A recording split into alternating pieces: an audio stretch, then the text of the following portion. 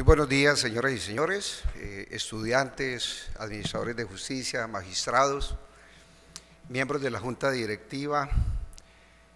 Quiero expresar inicialmente mi agradecimiento al profesor Abel Zamorano por la invitación efectuada en este tan importante foro. Yo creo que me siento como en mi casa, estimado doctor Abel, al licenciado Enrique Navarrete, que muy seguramente la sacó del estadio con esta organización y quien próximamente nos visitará en Colombia por una invitación que le hizo extensiva la Universidad Autónoma de Colombia.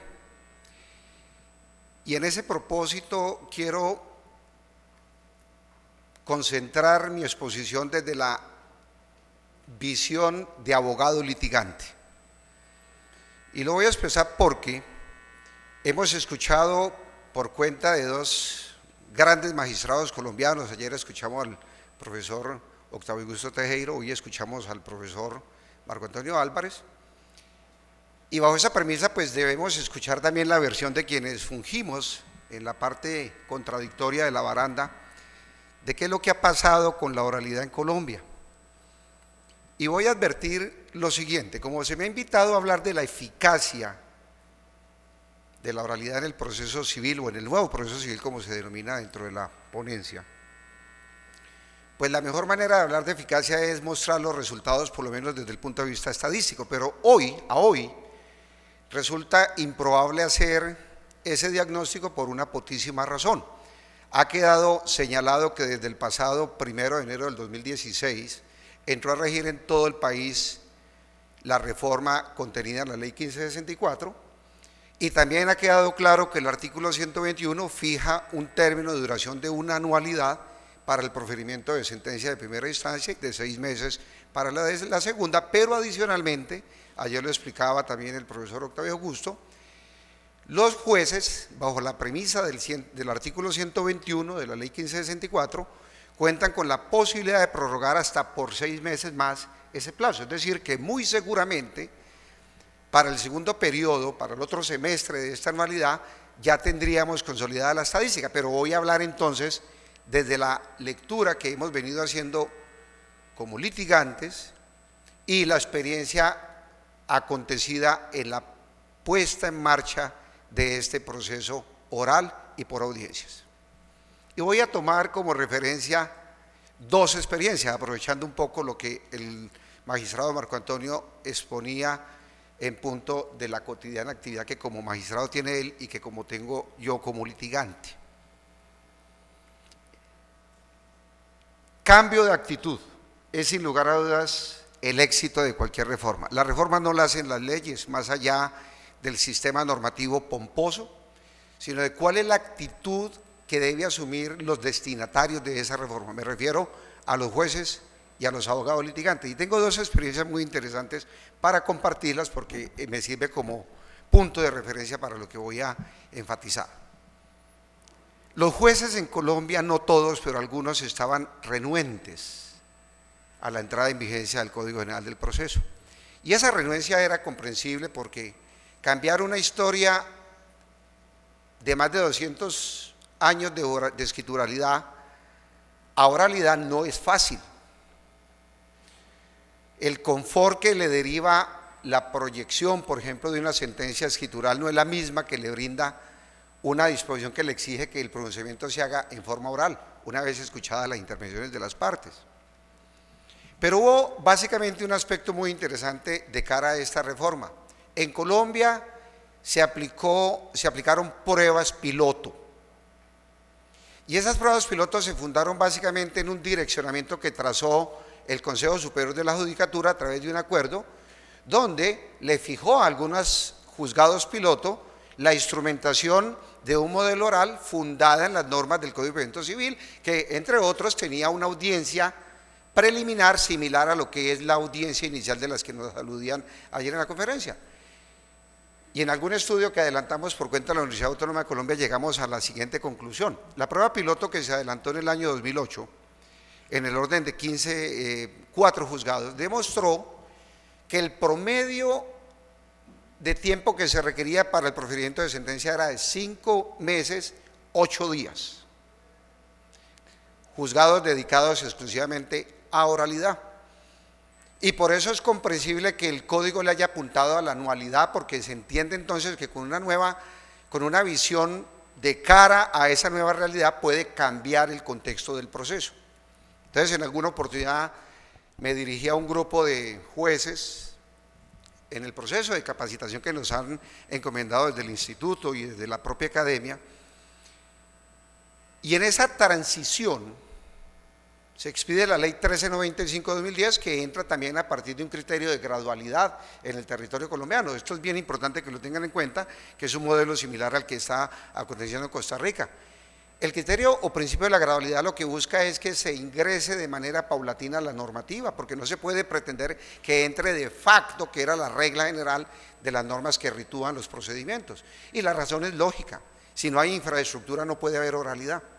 Y en algunos de esos periplos de capacitación me correspondió dirigirme a un grupo de jueces, y algunos de ellos mostraban su inconformidad y atacaban de manera un poco agresiva los comentarios que se hacían en punto de la reforma. Y una juez en particular demostraba su renuencia con el movimiento negativo de la cabeza. Y oh sorpresa, a los 2 meses les tocó entrar en oralidad. Es decir, la ley 1395 les dijo: a partir de este momento aplican oralidad porque ya tienen la infraestructura.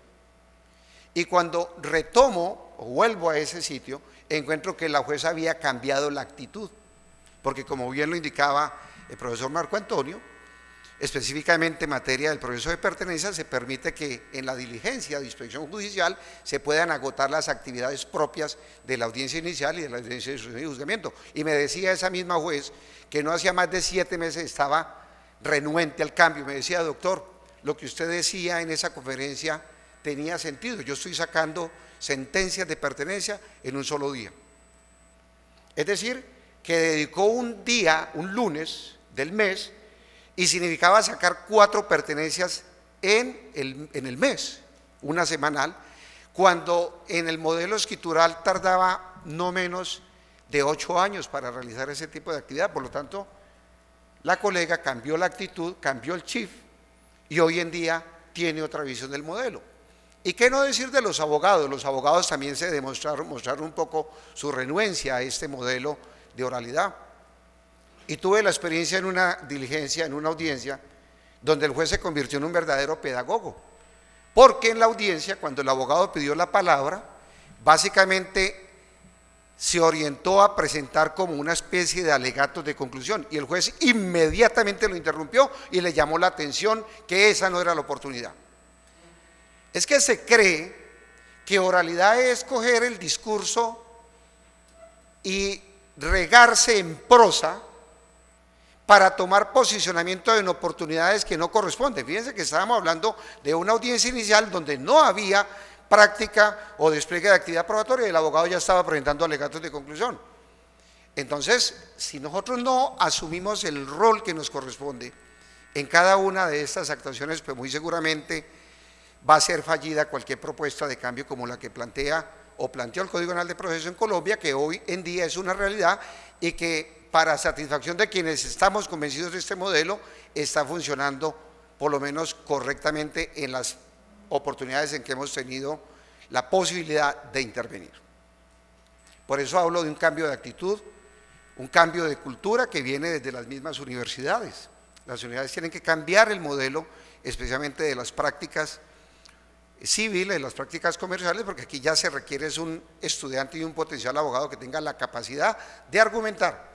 Pero una argumentación que no se puede hacer extensiva en el tiempo, porque ya vamos a fijar algunas reglas que traza el mismo código del por qué el éxito depende de los poderes que despliegue el juez en su desarrollo.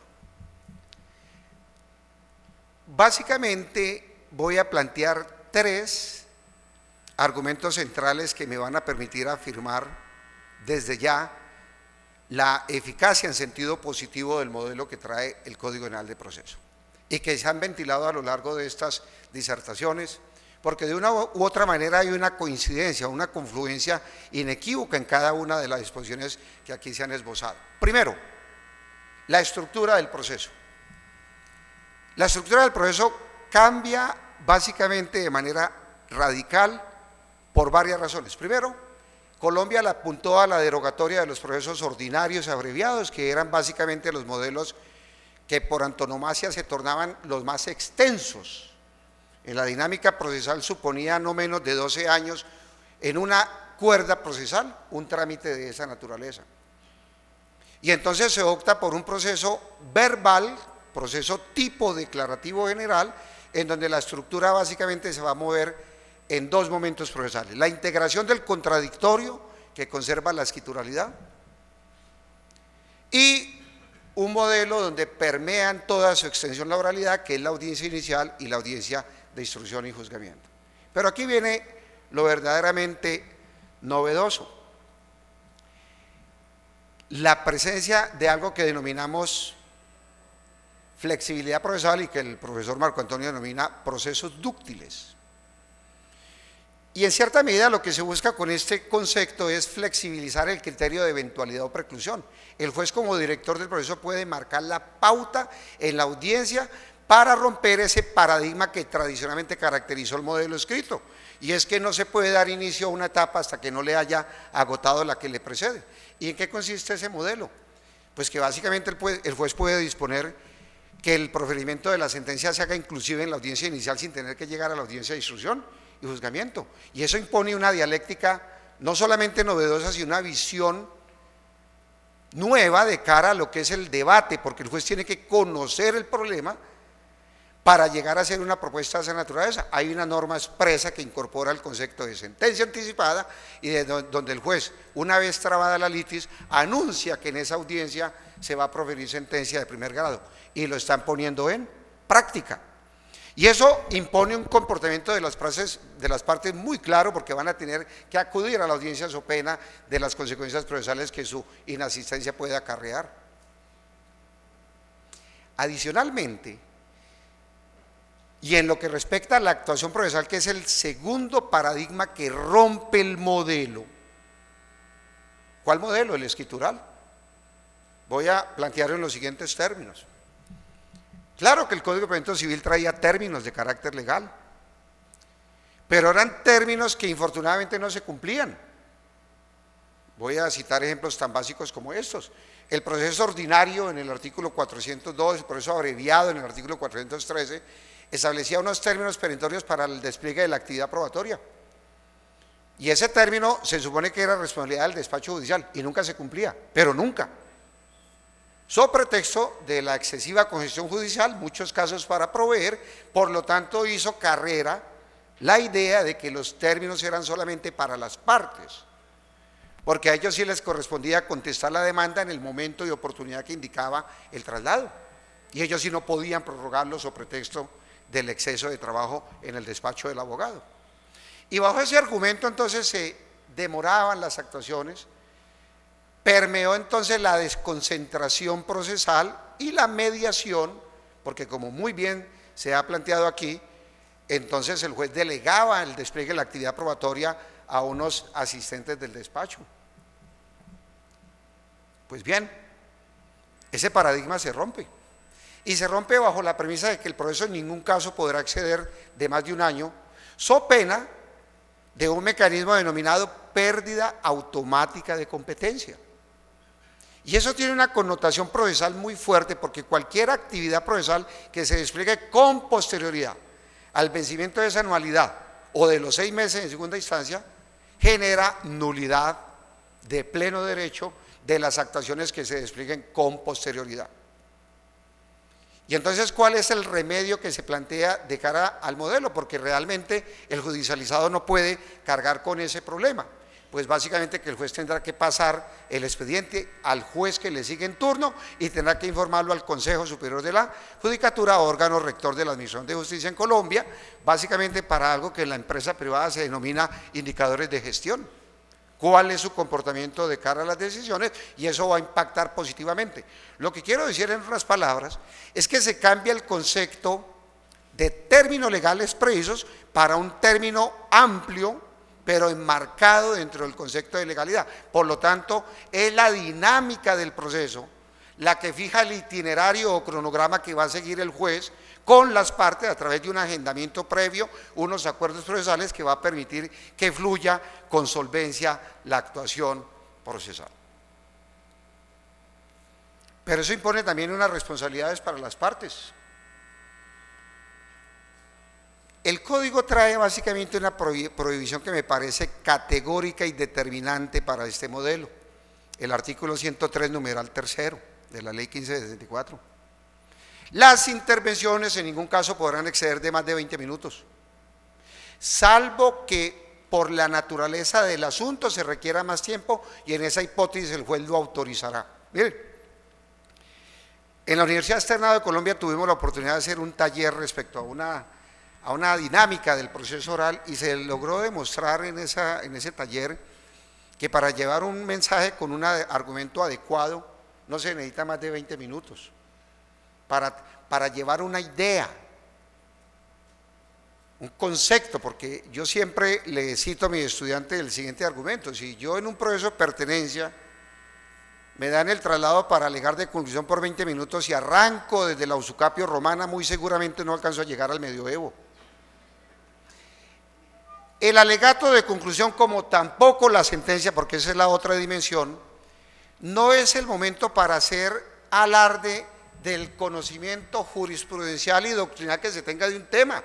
No, es para concentrar la discusión respecto a qué se probó versus la confrontación de la causa petendi versus la pretensión, y por qué el sentido de la decisión debe estar orientado en el propósito que marcó el rumbo de la actuación.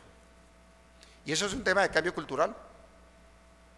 Y hay una segunda prohibición que es extraordinaria, que trae también el numeral sexto del 103. No se permitirá suplir las intervenciones orales en forma escrita, porque es que hizo carrera la falsa idea que presentar un alegato era llevarlo por escrito para leerlo, y esa carrera permeó equivocadamente el proceso laboral. Entonces llegaba un abogado con un documento contentivo en 60 piezas, donde lo anunciaba y decía: voy a leerlo, porque esto es oralidad. No, eso es lectura. Y está demostrado que en la segunda hoja ya se pierde la concentración. A duras penas lo entiende el que lo está leyendo. Eso no es oralidad. Y entonces el juez va a prohibir, prohibición expresa, no se podrá suplir desde ningún punto de vista las intervenciones orales con las escritas. ¿Y qué acontece dentro de la misma actuación procesal? Hay una figura que viene del mismo proyecto de ley estatutaria que terminó siendo la ley 1285 de 2009, un artículo 25 que incorporó el control de legalidad, que nos parece que es una herramienta vital para evitar básicamente irregularidades en la actuación procesal. Y ese control de legalidad se traduce en que, agotada una etapa o una actuación determinada, el juez adoptará los correctivos necesarios para evitar nulidades. Ayer se hablaba de un concepto de nulidad y en la mesa redonda del criterio de taxatividad o no taxatividad. Ese debate afortunadamente en Colombia ya se superó, y el código básicamente le pone una cortapisa al fenómeno. Ya las nulidades dejaron de ser taxativas porque trascienden con algo que aquí se ha mencionado, Marco Antonio: la presencia de los jueces y de los magistrados en la audiencia. Y se castiga con una nulidad también de carácter insaneable la ausencia del juez, artículo 107, numeral primero. Entonces nosotros ya sabemos, como litigantes,